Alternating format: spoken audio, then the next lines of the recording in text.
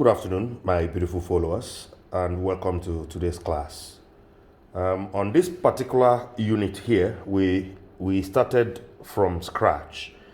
First, we did the wiring of the control system or the control mechanism, and then at the end of the day, we also inserted our timers and a relay. Then the next was that we did our power wiring by connecting all the power sources and the one to the load, including the indicators for our three-phase source. And then a question came again, and that question was asking me, how do we now connect our generator to start in the automatic mode? Okay, right now what we are going to do is we're going to set up that system to start our generator in automatic mode, and then we're also going to set that generator to work also on manual mode.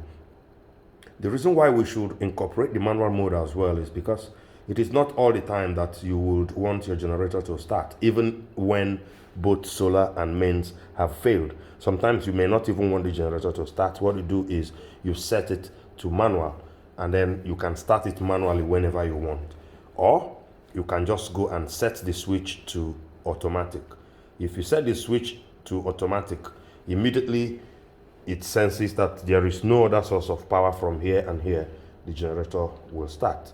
So for us to achieve that, we're going to make use of some other external devices which we are going to attach to this existing system. But first, how is this going to work? How it's going to work is, as I told you before, every generator has an electronic control system. And in that control system, there are two terminals that are dedicated to starting and stopping the generator in auto mode. Those terminals, I do not have them physically here to show you, but every generator that has a digital control system and has an AMF functionality has those two terminals, which is for starting and stopping the generator in auto mode. So what we need is only two wires that will come from this system, and then they will go to those two terminals on that digital controller of the generator. Once they go there, the only thing you do is to set the digital controller on the generator to automatic. Once you set it to automatic, if these two are off, this generator will start. And immediately generator starts, power comes to the generator breaker, and it sends power to this place to energize and power the load. So for us to achieve that, we are going to be making use of auxiliary blocks in the normally closed setting.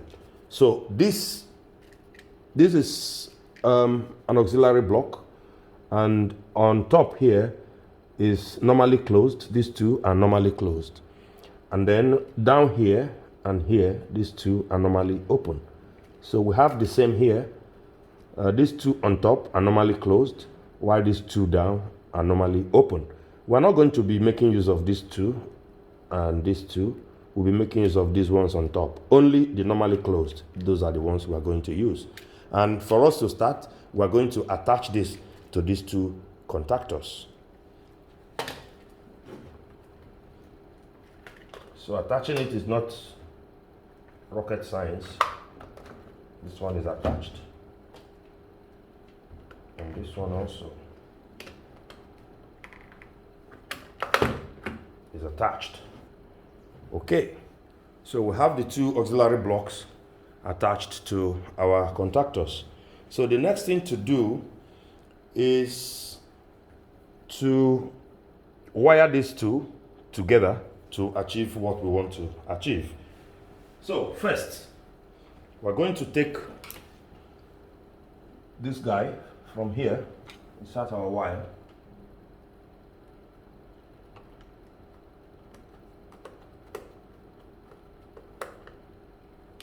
Then we'll lock it, and we're going to connect it to the other side. Let's strip this guy. We'll connect it to this one.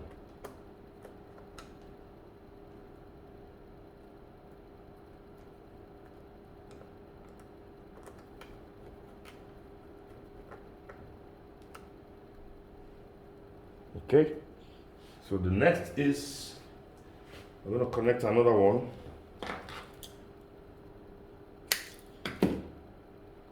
Here.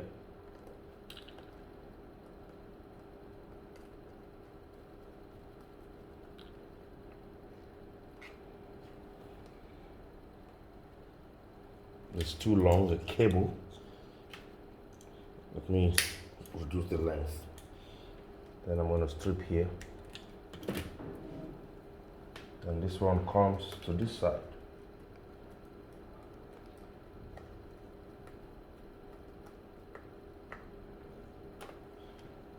Okay, now we have these two cables.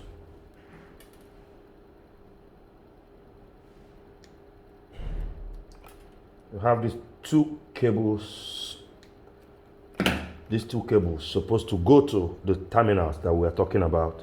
The auto start and stop terminals of the generator, they are supposed to get connected to this particular cable.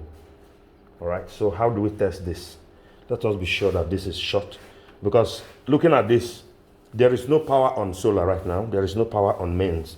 So it is expected that these two are short. Let us use continuity tester to check. So we're going to have this one here. Let me just make it stay. And then this one also. I'm going to make it stay. All right, the beep you're hearing right now shows that these are connected together internally. And why they are connected together internally is because this is up and this one is up. If any of them goes down, if any of them is activated, this sound will stop. If this one goes down, the sound will stop, meaning there is power on mains. And for the sound to stop, it means the generator is shutting down. This one also, if this one goes down, the sound will stop, meaning that there is solar. And when there is solar, this guy should go down. So let us, first of all, start mains. Let us restore mains by putting on the breaker for mains. So wait for some seconds. There you go. You see the beep has stopped. And immediately the beep stops, here and here, let me adjust this camera again.